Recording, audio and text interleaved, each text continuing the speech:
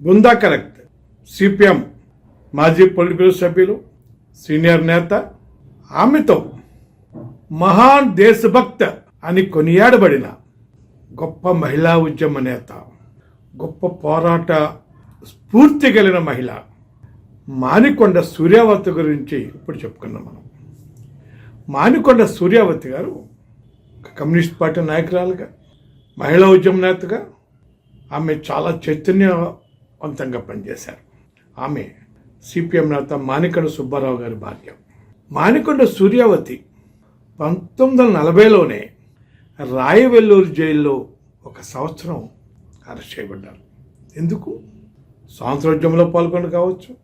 అదే సందర్భంలో కృష్ణా జిల్లాలో భూస్వాములకు వ్యతిరేకంగా జరిగిన రైతాంగ పోరాట నేపథ్యంలో కూడా అరెస్ట్ చేయబడ్డారు. ఆ రాయవెల్లూరు జైలు అంటే ఆ రోజుల్లో అండమాన్ జైలు తర్వాత ఇటువంటి స్వాతంత్ర సమరయోధులకి, రైతాంగ పోరాటయోధులకి, ప్రజల కోసం పోరాడే వ్యక్తులని తీవ్ర హింసలతోటి, తీవ్రమైన కఠిన నిబంధనలతోటి నిర్బంధించే జైలు అండమాన్ తర్వాత దేశంలో రాయవెల్లూరు జైలు. ఆ జైల్లో ఆమె 1 సంవత్సర కాలం నిర్బంధించబడ్డారు. జైల్లో ఉన్నారు. తర్వాత జైలు నుంచి బయటకు వచ్చారు. మళ్ళీ అదేవిధంగా ఉద్యమాలు, పోరాటాల్లో ఆమె చాలా చైతన్యవంతంగా పాల్గొన్నారు. ఆమె అత్తగారు కూడా, అంటే మానికొండ సుబ్బారావు గారి తల్లి బుల్లెమ్మ గారు, ఆనాడు ప్రజాశక్తి కార్యాలయంలో సామాజిక వంటశాలలు, అంటే కమ్యూనిటీ కిచెన్స్ ఉండేవి.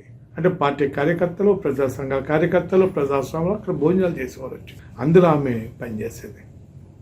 ఆమె కూడా చాలా సందర్భాలు, వివిధ సందర్భాలు జైల్లోకి వెళ్ళిన పరిస్థితి కూడా ఉంది. ఆమెని గోర్కి అమ్మ అని పిలిచేవారు. ఎందుకంటే అందరినీ పార్టీ కామ్రేడ్స్ కార్యకర్తల్ని, ఈ ఉద్యమకారులను అందరూ కూడా ఎంతో ఆప్యాయంగా ఆదరించి ఆమెకు భోజనాలు పెట్టడం, వాళ్ళ యొక్క యోగక్షేమాలతో చూసుకుంటూ ఉంటే ఆవిడ మాగ్జం గోర్కి అమ్మ గుర్తుకొచ్చేది. అందరిని ఆవిడ గోర్కి అమ్మ అని పిలిచేవారు బుల్లమ్మ గారిని. అంటే మానికొండ సూర్యావతి అత్త గారిని, మానికొండ సుబ్బారావు గారు తల్లి గారిని. ఆమె 1947 ఆ ప్రాంతంలో మళ్ళీ ఇంకోసారి అరెస్ట్ అయ్యారు. ఈ వనితా బుక్స్ కోసం పోరాటం చేస్తూ నందిగామలో ఆమె బుల్లెట్ బాష్పాయి గోళాలు వదిలి చూసి పెట్టడం, ఆ బాష్పాయి గాయాలు తగిలి వాళ్ళ అత్తగారు కొంచెం గాయపడడం, ఇవన్నీ జరిగినాయి. ఆ సందర్భంలో చాలామంది అరెస్ట్ చేశారు. అరెస్ట్ చేసి 3 రోజుల తర్వాత వదిలేసి వీరు మాత్రం జైల్లో ఉంచడం జరిగింది. ఆ జైల్లో ఉన్న సందర్భంలో ఆ జైల్లో అక్కడ వార్డెన్లు కానీ, మ్యాటర్లు కానీ, అంటే జైలు అధికారులు వాళ్ళు చాలా చీరలు ఇవ్వకుండా కేవలం ఇవి ఏంటంటే దోతీలు లాంటివి ఇవ్వటం, లేదా సరైన భోజనానికి కావాల్సిన తినడానికి కావాల్సిన పాత్రలు ఇవ్వకపోవటం, ఇంకా చాలా ఇబ్బంది గడిపెట్టే పరిస్థితుల్లో దానికి వ్యతిరేకంగా నిరాదర చేసింది. ఆమె నిరాదర దీక్ష చేయటం, జైలుకి అధికారులకి వ్యతిరేకంగా ఆమె ఉదయం గారు రాసిన చెవులు పిల్లి మేజిస్ట్రేట్ అని చెప్పిన నాటకాన్ని కూడా ప్రదర్శించడం కాకుండా అధికారులకు నిరసనగా వాళ్ళు అక్కడ డ్యాన్సులు చేసి తన నిరసన తెలియజేశారు. అంటే ఏ డ్యాన్సులు అంటే ఏ డ్యాన్సులు? ప్రజా సమస్యల మీద, ప్రజా పోరాటాల మీద పాటలు పాడుతూ, డ్యాన్సులు చేస్తూ, నృత్యాలు చేస్తూ ఆ జైలు అధికారులకి నిరసన తెలియజేశారు ఈ మానికొండ సూర్యావతి నాయకత్వంలో. ఆ సందర్భంలో ఆమెను కొంతకాలం సింగిల్ సెల్లో పెట్టారు. అంటే ఆ సెల్లోకి ఎవరు ఉండరు, ఒకే ఒక ఖైదీ ఉంటారు. ఆ ఖైదీ మానికొండ సూర్యావతి. ఆ కిటికీల ద్వారానే బయటకు ఎవరితో మాట్లాడడం, విండోస్ ద్వారానే ఎవరైనా మాట్లాడితే వినపడడం, లేకపోతే ఎవరితో మాట్లాడి వాళ్ళకి వినపడడం తప్పించి మనుషులతో ఆమెకి పరిచయాలు లేని ఒక నిర్బంధంలో ఆమె ఉంచడం జరిగింది. ఆ సందర్భంగా బుల్లమ్మ గారి అనారోగ్య కారణంగా ఆమెని 6 నెలల తర్వాత రిలీజ్ చేశారు. ఆ సందర్భంలో కూడా మద్రాసు వదిలిపెట్టి వెళ్ళకూడదు, మద్రాసు ఉండేలాగా మళ్ళీ ప్రకాశం ఆర్డినెన్స్, దానికి వ్యతిరేకంగా పోరాటం. ఆ సందర్భంలో మళ్ళీ అరెస్టు, మళ్ళీ జైలు, మళ్ళీ చైనా యుద్ధ కాలంలో మళ్ళీ అరెస్టు, మళ్ళీ జైలు. ఇంకా ఆ జైలు అంటే ఆమెకు ఇది ఒక విడుదలాగా, ఆట విడుపులాగా, ఎంత నిర్బంధానైనా కూడా ఆ రోజుల్లో ఒక మహిళా కార్యకర్త, మహిళా పోరాట ఎదురాలు ఆ జైలు జీవితాన్ని కూడా చాలా ఆనందంగానే అలా అనిపించారు. కానీ ఎప్పుడు కష్టం అనుకోవాలా, ఎప్పుడు ఆ జైలు జీవితానికి, ఆ నిర్బంధాలకి జడిచెప్పుడు కూడా పోరాటాల నుంచి ఒక్క అడుగు కూడా వెనక్కి వేయలేము.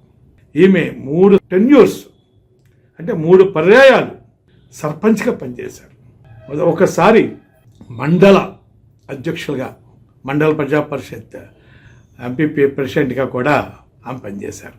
అంటే అటు పోరాటాల్లో, ఇటు స్థానిక సంస్థలు, చట్ట సంస్థలు, చట్టసభల్లో కూడా ఆమె తమ యొక్క ప్రతిభను, తమ యొక్క టాలెంట్ రుజువు చేసుకున్నారు. ఆమె మండల్ ప్రెసిడెంట్గా పనిచేసినప్పుడు ఆ మండలానికి రాష్ట్రాల్లో ఉత్తమ మండల్గా అవార్డు వచ్చింది. ఎన్టీ రామారావు చేతుల మీదుగా ఆమె అవార్డు కూడా అందుకున్నారు. అంతేకాదు ఎమ్మెల్సీగా కూడా పనిచేశారు ఆమె. అంటే స్థానిక సంస్థల నుంచి ఆమె ఎమ్మెల్సీగా ఎన్నుకోబడ్డారు. స్థానిక సంస్థల నుంచి ఎమ్మెల్సీగా ఎన్నుకోబడ్డ మొట్టమొదటి మహిళ ఎవరంటే మానికొండ సూర్యావతి గారు. అంటే మానికొండ సూర్యావతి గారు ఈ 5 ఏర్పాటు చేశారు. 1940-41 ప్రాంతంలోనే కృష్ణా జిల్లా మహిళా సంఘం కార్యదర్శిగా పనిచేశారు. అంటే 1940s నుంచి కూడా తెలుగునాట మహిళా సంఘాలు నిర్మించటంలో, మహిళల హక్కుల కోసం వాళ్ళు చైతన్యపరచటంలో, మహిళలని ప్రజా పోరాటాల్లోకి, స్వాతంత్ర పోరాటాల్లోకి, అట్లనే భూ పోరాటాల్లోకి తీసుకురావటంలో ఈ మహిళా సంఘం ద్వారా 1940-41 ప్రాంతం నుంచే ఆమె కృషి మొదలుపెట్టారు, కృషి చేశారు.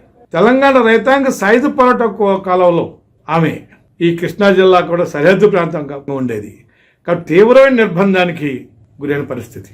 ఆ సందర్భంలో ప్రకాశ్ ఆర్డినెన్స్ సందర్భంలో అరెస్ట్ కావడం కానీ, లేకపోతే 40-48 ప్రాంతంలో నందిగమ సరిహద్దు ప్రాంతం తెలంగాణకి ఆ సాయుధ పోరాటం మద్దతు కొనడం వల్ల అరెస్ట్ కావడానికి చాలా సందర్భాల్లో.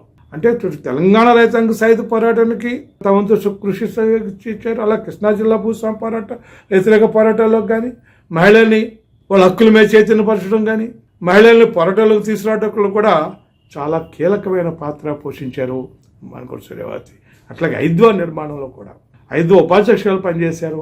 ఐద్వాకి ఒక నిర్మాణ రూపం తీసుకురావట్లేదు కానీ, ఐద్వాకి తెలుగు రాష్ట్రాల్లో దాన్ని ఒక క్రియాశీలక సంఘ ఆర్గనైజేషన్గా పునర్నిర్మించడం కూడా ఆమె చాలా మంచి పాత్ర పోషించారు. అదేవిధంగా 1987 ఆ ప్రాంతంలో అనుకుంటాం విమలా రాణిదేవి కెప్టెన్ లక్ష్మీ సెహగల్తో కలిసి ఆ ప్రతినిధి బృందంలో ఒక సభ్యురాలుగా చైనాను కూడా పర్యటించారు. అక్కడ చైనాలో మహిళల ఆర్గనైజేషన్స్, మహిళల యొక్క స్థితిగతులు, మహిళల యొక్క హక్కుల గురించి కూడా ఆమె అధ్యయనం చేసి వచ్చారు మానికొండ సూర్యావతి. అంటే ఒక స్వతంత్ర సమరయోధులుగా, తెలంగాణ సాయుధ పోరాటంలో భాగస్వామిగా, కృష్ణా జిల్లా భూస్వామి పోరాటంలో క్రియాశీల కార్యకర్తగా, మహిళా సంఘ ఉద్యమ నిర్మాతగా, స్వాతంత్ర సమరయోధురాలుగా, సర్పంచ్గా, మండల ప్రెసిడెంట్గా, ఒక ఎమ్మెల్సీగా మొత్తం బహుముఖ పాత్రలు పోషించిన మహోన్నత మహిళా నేత మన మానికొండ సూర్యావతి గారికి ఈ అఖిల భారత ప్రజాతంత్ర మహిళా సంఘం 14వ జాతీయ మహాసభ సందర్భంగా వారికి జోహార్లు అర్పిస్తూ మీకు అందరికీ ధన్యవాదాలు.